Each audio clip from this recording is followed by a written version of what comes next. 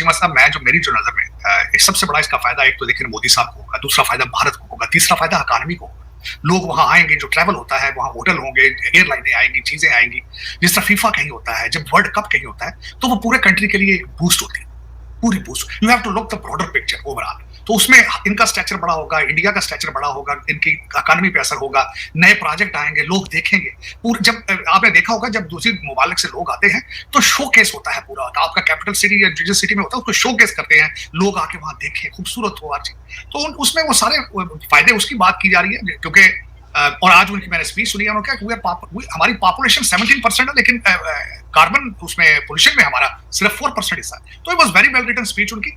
लेकिन इसमें चीमा साहब देखें कि लीडरशिप की बात है।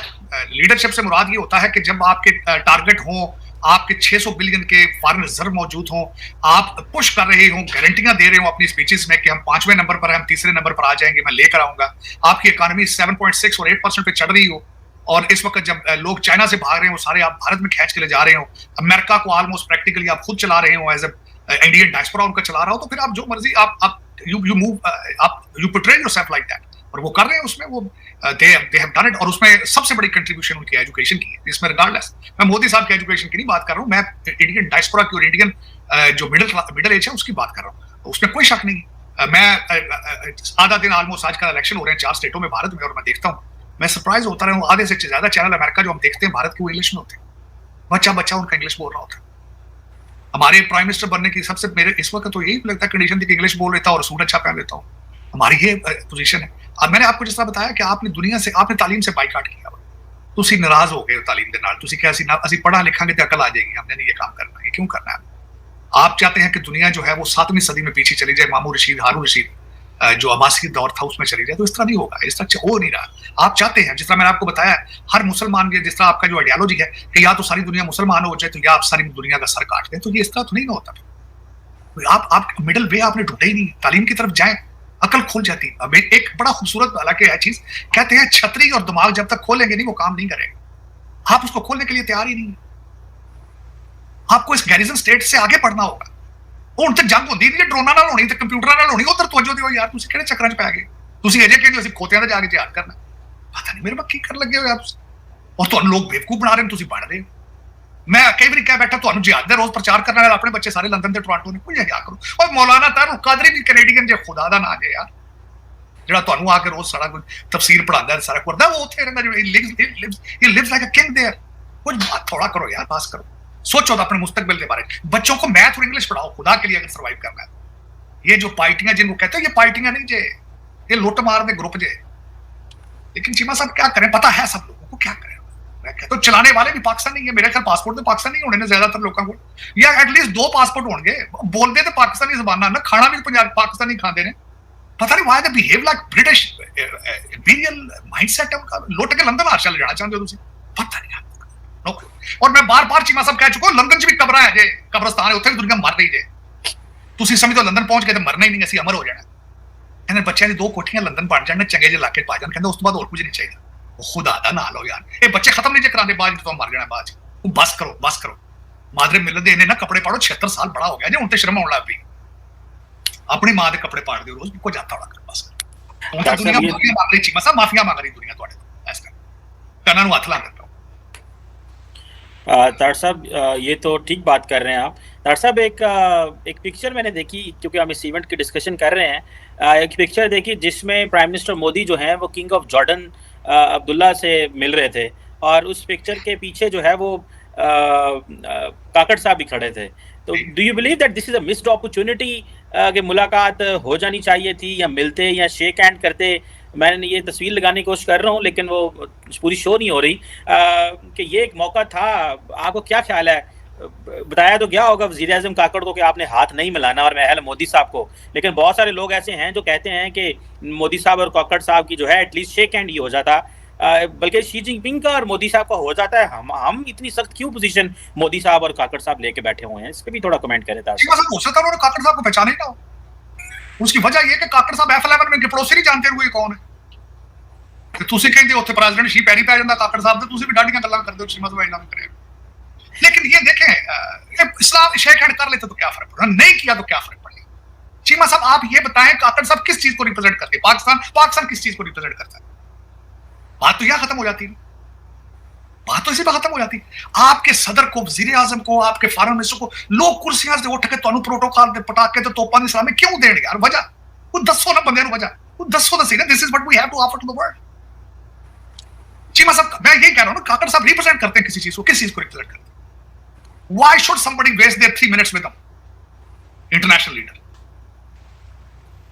मोदी साहब हो, प्रेसिडेंट शी हो, क्या लेंगे जब आप उनका एम्बेसडर आपके किसी सारा कुछ कर लेता है? जो व्हाई शुड दे? बल्कि हो सकता है वो कहने तेरा खड़ोते यार माड़ी गल बंदे की कहणगे तेरा फोटो खिचाण लगे, ये भी हो सकता है। मैं कई बंदे नहीं फोटो खिचांदा मिलता नहीं, वो बाहर इमेज खराब हो जाता तो पता नहीं। पर लेकिन चीमा साहब काकड़ साहब को जाना नहीं चाहिए था मेरे ख्याल में, जाके क्या करना यार एनवायरनमेंट को, what you can do with it? ਤੁਹਾਡੇ ਭੁੱਖ ਨਾਲ ਸੁੱਜੇ ਪਏ ਹੋ ਤੁਸੀਂ, ਤੁਹਾਡੇ ਮੁਲਕ ਦੇ ਹਾਲਾਤ ਖਰਾਬ ਨੇ। ਮੈਂ ਤਾਂ ਹੈਰਾਨ ਹਾਂ $2 ਲੱਖ ਦੇ ਕੇ ਆਪਨੇ ਬੂਥ ਲਿਆ ਪਬਲਿਕ ਨੇ। ਇੱਥੇ ਕਈਆਂ ਗਰੀਬਾਂ ਦਾ ਫਾਇਦਾ ਹੋ ਜਾਣਾ ਸੀ ਇੱਥੇ ਪਾਕਿस्तान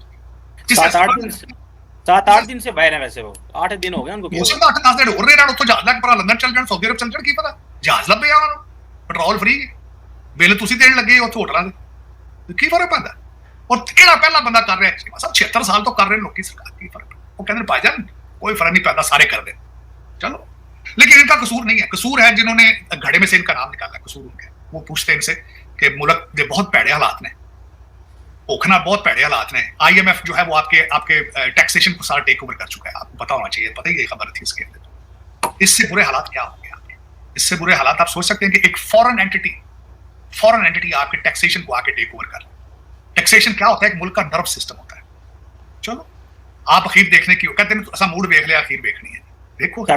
वो IMF की चीफ ने अप्रिशिएट किया पाकिस्तान को कि आपने जो है वो अच्छी फिस्कल पॉलिसी अडॉप्ट की है।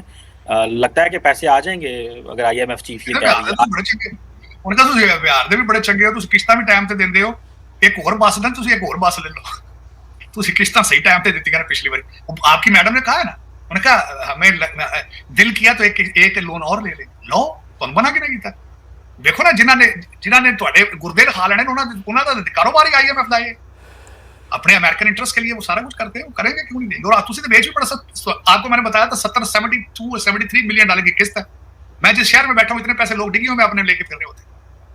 तो मुझे तो कई मीटिंग से मुझे पूछा गया वाशिंगटन DC, यार 73 मिलियन डॉलर के लिए पाकिस्तान तुझे पुठा कर देता है बिल्कुल। मैं क्या यार कोई नहीं, 73 डॉलर यार तो अंदर 73 मिलियन तो थोड़े लगते हैं, तुझे डिवाइड करके देखो ना, शॉपिंग करना बड़ा टाइम लगता है, प्रॉपर्टी बड़ी बन जाती 73 मिलियन डॉलर। ਅਸੀਂ ਇਸ ਨਜ਼ਰ ਨਾਲ ਵੇਖਦੇ ਹਾਂ, ਤੁਸੀਂ ਇਸ ਨਜ਼ਰ ਨਾਲ ਵੇਖਦੇ ਹੋ। ਚੀਮਾ ਸਾਹਿਬ ਇਹ ਅਸਲ ਚ ਕਾਸ਼ ਹਾਫਿਜ਼ ਸਾਹਿਬ ਜਿਹੜਾ ਆਪਣਾ ਦੌਰਾ ਸ਼ਾਰਟ ਕਰਕੇ ਆ ਕੇ ਇੱਥੇ ਕੋਈ ਫੈਸਲੇ ਕਰਦੇ, ਇੱਥੇ ਜੋ ਮੁਲਕ ਚੋਣ ਲੱਗਾ, ਚੋਰ ਜਿੱਥੇ ਫਿਰਨ ਲੱਗੇ, ਚੋਰਾਂ ਤੇ ਹੱਥ ਪਾਉਂਦੇ, ਕਿਉਂਕਿ ਬਹੁਤ ਜ਼ਰੂਰੀ ਹੋ ਚੁੱਕਾ ਹੈ ਤੁਹਾਡੀ, you need a open bypass, open bypass है ना, open heart surgery very important right now in Pakistan, और वो किसी पाकिस्तानी मर्द मुजाहिद नहीं करना, दूसरा बंदा नहीं कर सकता। तार साहब वो आज एक और खबर भी आई है, जरा डोमेस्टिक पे बात कर लें, कि वो इंटीरियर मिनिस्टर ने कहा है कि अगर एक्स आर्मी चीफ और एक्स DG ISI को प्रोब किया गया और समन किया गया अदालतों में तो फिर मसले हो सकते हैं, और वो कह रहे हैं कि मैं इसके फेवर में नहीं हूँ। डू यू थिंक कि ये क्राइसिस पैदा हो सकता है अगर उनको समन किया जाता है एक्स आर्मी चीफ और DG ISI को, फैज अमीन साहब को और बाजवा साहब को? नहीं, थोड़ा सा टेस्ट किया गया था, मियां मिठू को लेटर भेजा गया था, वो टेस्ट किया गया था, शाम को लेटर वापस हो गया था। वहां तो फरिश्तों के पर चलते हैं, उठे कड़ा गया वो। लेकिन फैजाबाद धरने के हवाले से ये जो कमीशन बना है, उस कमीशन में सुना है वो किसी को भी समन कर सकते हैं। समन करने से क्या होता है, बुला भी लेंगे, पूछ भी लेंगे तो क्या फर्क पड़ता है। लेकिन somebody need a very deep thinking to do it, very deep thinking for the future of Pakistan, for the sake of the country। ये बड़ी डीप थिंकिंग की जरूरत है। मैंने जिस तरह बताया था कि इसको करने के लिए कोई पाकिस्तानी मर्द मुजाहिद नहीं चाहिए, पता नहीं हाउ इट इज पॉसिबल। और एक नहीं है, कई ओपन फोर्स हैं आपके इस वक्त चल रहे हैं। मैं तो सारा मेरा मसला, मैं तो I stay on the pulse of Pakistan. कई आपके इस वक्त इमोशन, आपके इंटर इलेक्शन हो रहे हैं, खान साहब की चेयरमैनशिप पे बीबी जनानी भैना लड़ रही हैं, ऐसे बाबर साहब आ चुके हैं, प्यो पुत्र लड़ पे पीपल्स पार्टी दे, नवाज शरीफ लंदन जाना चाहता है वापस, कहता मेरे प्लेटलेट्स घट गए थे आके देख के नून लीग दी सपोर्ट जेडी। तो इसमें कई आपके मैटर्स हैं इस वक्त, और इसमें किसी का भी कोई इंटरेस्ट इकानमी की तरफ नहीं, जो एक मेन मुद्दा है पाकिस्तान का, मेन इशू इस वक्त इकानमी है। किसी के मुंह से मैंने अभी तक लफ्ज नहीं सुना। हाफिज साहब ने एक दफा किया था, आसिम मुनीर साहब ने, एग्रीकल्चर इनिशिएटिव, और अच्छा इनिशिएटिव था उसमें, क्योंकि Pakistan ultimately Pakistan is an agriculture country, barrier town तो नहीं ना सारा।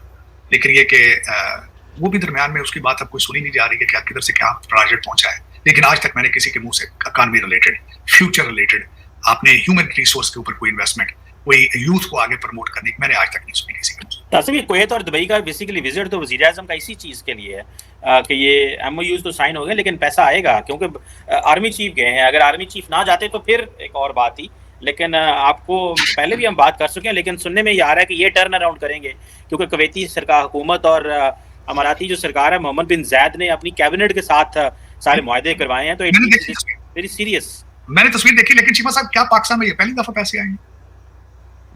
क्या वाकई पाकिस्तान में पैसे आएंगे? आ भी गए तो जाएंगे कहाँ?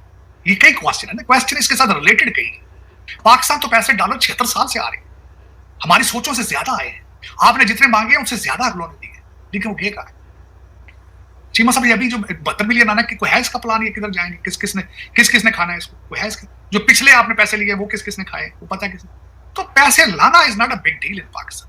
पाकिस्तान में रखना और असली जगह पे पैसे पहुंचाना काम है। जल्जले के पैसे थोड़े आए थे जब आपका मुजफ्फराबाद जल्जला आया था। आपने फ्लड पे थोड़े पैसे बनाए, आपने कोविड में थोड़े पैसे खाए, आपने वजीर आजम फंड मेरा मुर्शद है जो उसके फंड से पैसे निकले, कोई जवाब दिया उसने?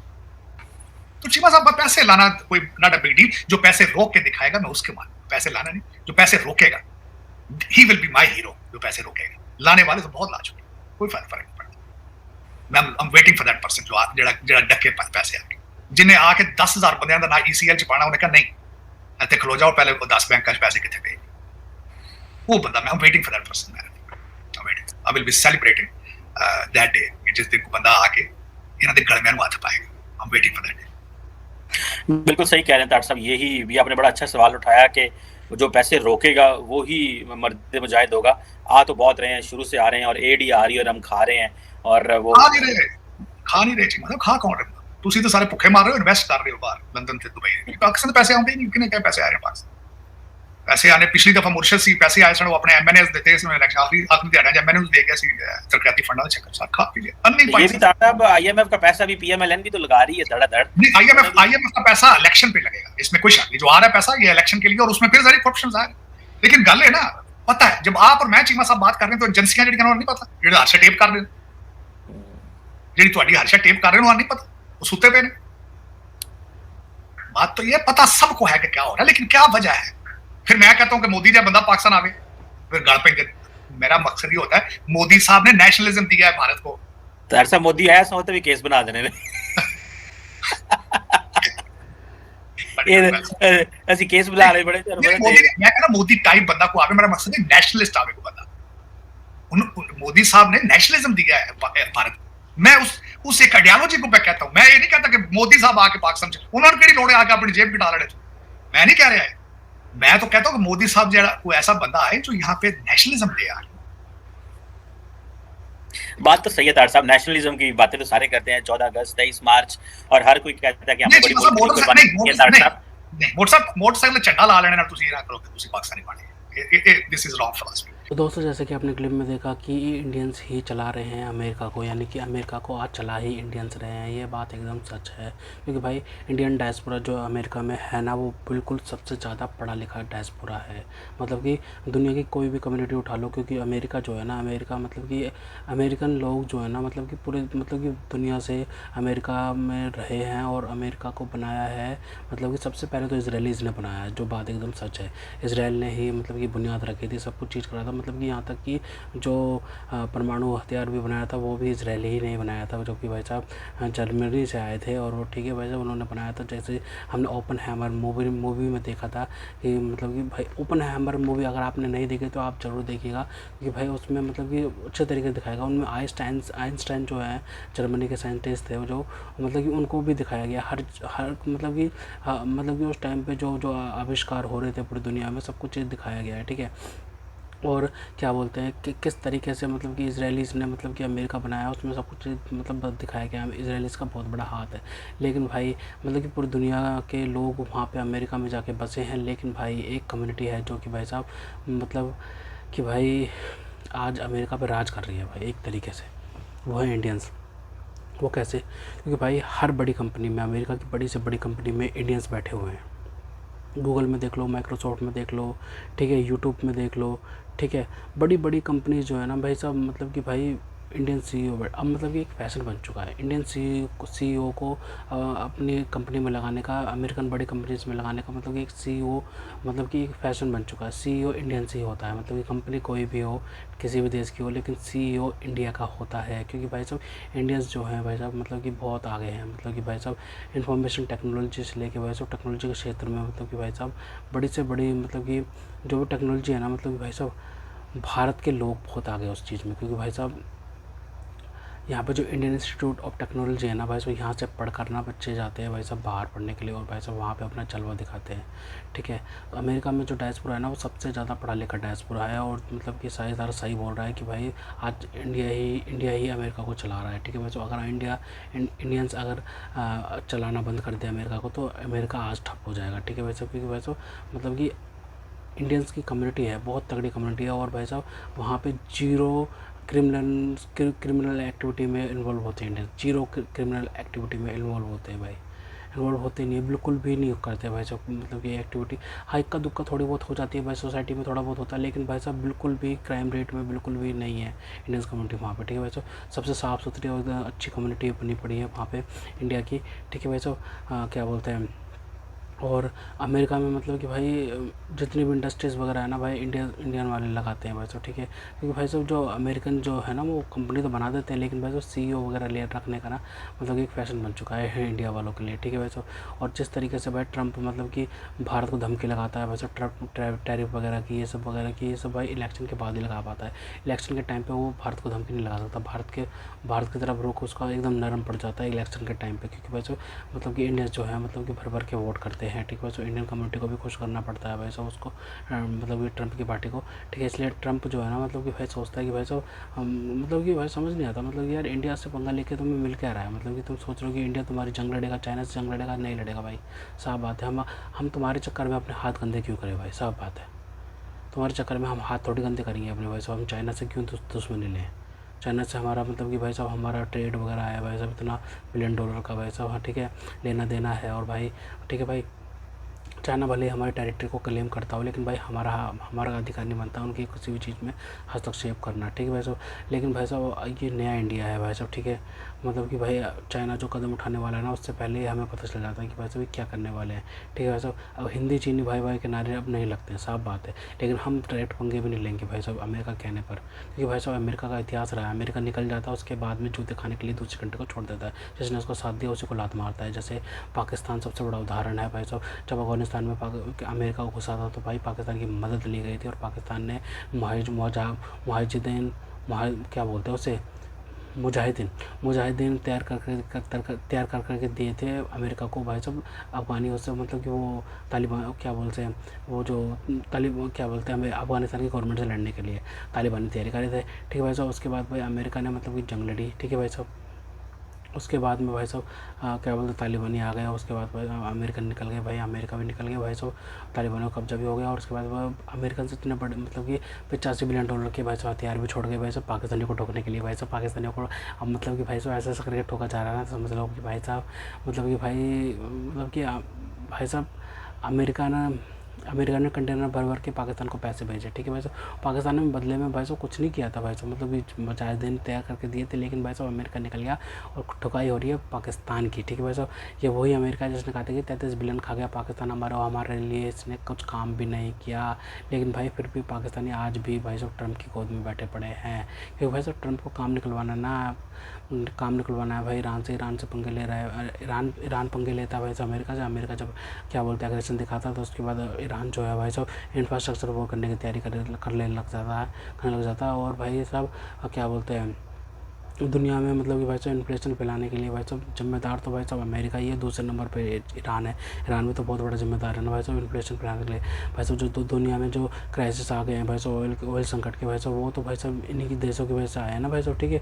मतलब कि उसमें इसराइल भी जिम्मेदार है, ईरान भी जिम्मेदार है, लेकिन भाई इसराइल के लिए इतना जिम्मेदार नहीं मानता, क्योंकि भाई इसराइल एक ही तो देश है भाई साहब, 56 मुस्लिम देशों में भाई साहब एक इसराइल है, उसको भी जीने नहीं देते भाई साहब ये, मतलब कि कभी हिजबुल्लाह तैयार करते हैं, ठीक है, कभी हूतीज़ तैयार करते हैं, फिर ईरान धमकियाँ लगाता है, भाई साहब मिसाइलें देता है उनको भाई साहब। तो इसराइल तो भाई साहब अपनी अपनी सुरक्षा ना करे, मतलब कि भाई सुरक्षा ना करे भाई साहब, रिटेलिएशन ना करे। मतलब गाज़ा, मतलब कि भाई साहब सबसे पहले तो गाज़ा ने शुरू करा था ना, जंग शुरू करी थी भाई साहब, एकदम शांति थी। गाज़ा की तरफ से तो मिसाइलें फेंकी गई थी भाई साहब, क्या बोलते हैं, मासूम निहत्थे इसराइलियों पर भाई साहब, जब उन्होंने मिसाइलें फेंकी थी तो भाई साहब ये कोई बात थोड़ी होती है भाई साहब। उसके बाद इसराइल तुमसे बदला भी ना ले, मतलब कि इसराइल बदला लेगा तो फिर उसके बाद कहोगे all eyes on Rafah, all eyes on Gaza, ये करके ट्रेंड चलाते हो, ठीक है भाई साहब। इसराइल भाई साहब, इसराइल भी तो बदला लेगा ना भाई साहब, ईरान से बदला लेगा, उनसे बदला लेगा, क्योंकि भाई ईरानी तो भाई साहब मदद करता है इनकी, ईरानी तो सबसे ज़्यादा मदद करता है ना इनकी, तो भाई साहब बदला तो लेगा ना भाई। तो खैर तो दोस्तों, अगर आपको हमारी वीडियो पसंद आई तो कम से व्हाट्सएप पर जरूर शेयर कीजिएगा, साथ साथ चैनल को सब्सक्राइब करके हमारा मनोबल जरूर बढ़ेगा, ताकि हम आपके लिए ऐसी मनोरंजन वीडियोस बनाते रहें। तो गाइस मिलते हैं आपसे अगली वीडियो में, तब तक के लिए जय हिंद।